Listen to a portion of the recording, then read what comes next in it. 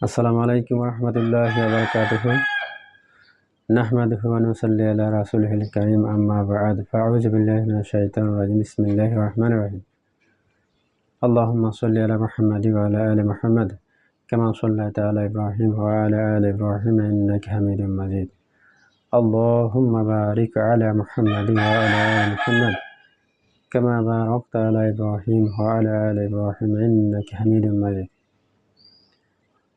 আজ আমরা জানব শিরকের গুনাহ, নফসের প্ররোচনা ও শয়তানের ওয়াসওয়াসা থেকে বাঁচার বিশেষ আমল। শয়তান মানুষের প্রকাশ্য শত্রু,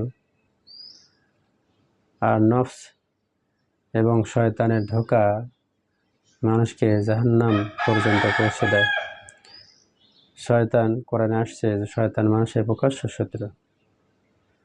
এই যে নফসের ধোঁকা, শয়তানের ধোঁকা, দুনিয়ার ধোঁকা মানুষকে জাহান্নামের দিকে ধাবিত করে।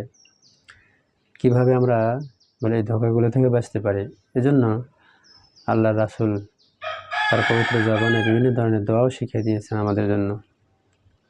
খলিফাতুল মুসলিমিন হযরত আবু বকর সিদ্দিক রাদিয়াল্লাহু আনহু হইতে ইরশাদ, রাসূল করিম সাল্লাল্লাহু আলাইহি সাল্লাম ইরশাদ করেছেন, যে ব্যক্তি সকাল এবং সন্ধ্যায় একাগ্রতার সহিত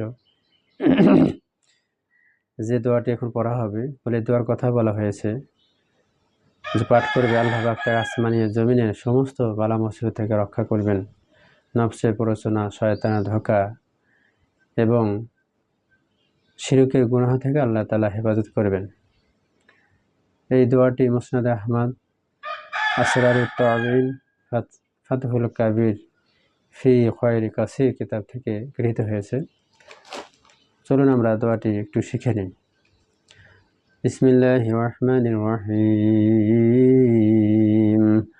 আল্লাহুম্মা আলিমাল গায়বি ওয়াশ শাহাদাতি ফাতিরাস সামাওয়াতি ওয়াল আরদ আশহাদু আল্লা ইলাহা ইল্লা আনতা আউযু বিকা মিন শাররি নাফসি ওয়া আউযু বিকা মিন শাররিশ শাইতানি ওয়া শিরকি।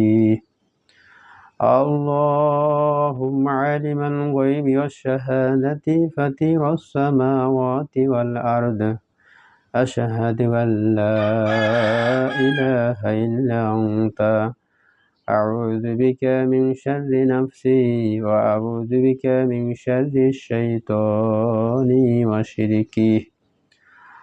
اللهم عالم الغيب والشهادة فاطر السماوات والأرض أشهد أن لا إله إلا أنت أعوذ بك من شر نفسي وأعوذ بك من شر الشيطان وشركه.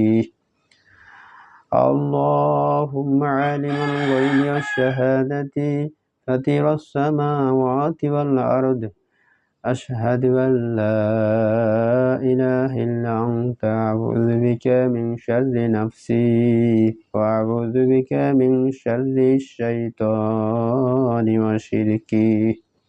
আল্লাহ তাআলা আমাদের এই দোয়াটি আমল করে শয়তানের ওয়াসওয়াসা, নফসের প্ররোচনা এবং শিরকের গুনাহ থেকে বেঁচে থাকার জন্য আল্লাহ তাআলা আমাদের সবাইকে তৌফিক দান করেন।